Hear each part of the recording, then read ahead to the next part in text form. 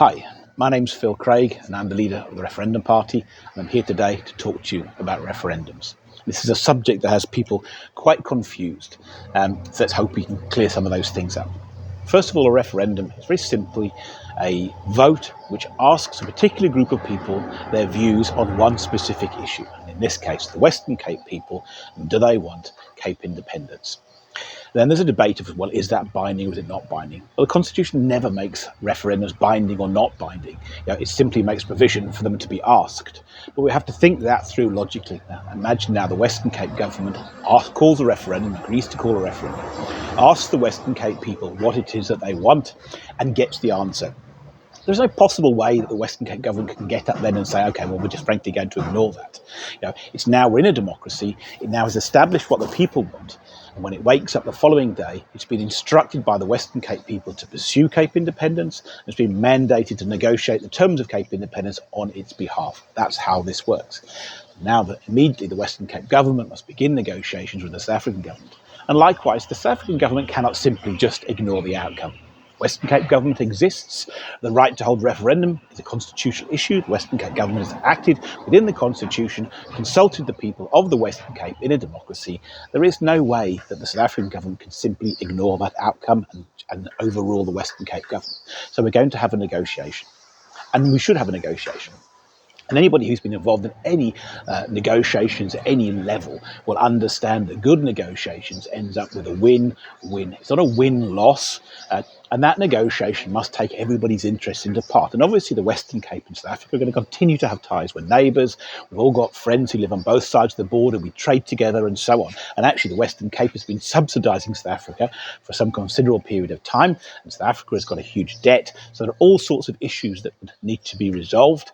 And the sensible outcome of the negotiations is one that takes everybody's interests into account and finds a solution that allows the Western Cape people to have the independence that they want, and that allows them to act in their own best interests, but also takes into account the interests of the people of South Africa and provides for their concerns and solutions. And I think people should not see that negotiation as fraught. I'm sure it'll be difficult, but fraught and adversarial. I think we have to see that relationship as something that's inherently positive, and out of that we deliver a win-win. We deliver a democracy and self-determination to the people of the Western Cape so we can chart our own course, but also out of that we do stuff that is then positive for the people of South Africa, both for the people who are perhaps ideologically aligned with the Western Cape and would ultimately see their future in the Western Cape rather than in South Africa, but also perhaps in developmental needs, where the Western Cape will take its fair share of the debt, and actually a very sensible policy then would be to continue to make some kind of contribution for at least some period of time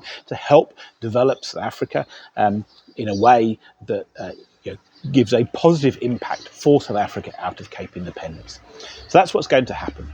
Once the referendum's held, we're going to have a negotiation. At the end of that negotiation, neither side can really ignore it. We're going to have a negotiated solution which should end up in a win-win for both parties. So that's how it works. And I think probably the only last thing to say is, anybody who sort of suggests that somehow some other government is ushered in the day after the referendum just hasn't sort of understood how these things work in practice. We can look all around the world, and I think probably the best example was not a secession, was Brexit. And we saw this difficult negotiation that went on between the UK and the European Union, and well, how do we give effect to this referendum result in a way that is least harmful and most beneficial to both parties?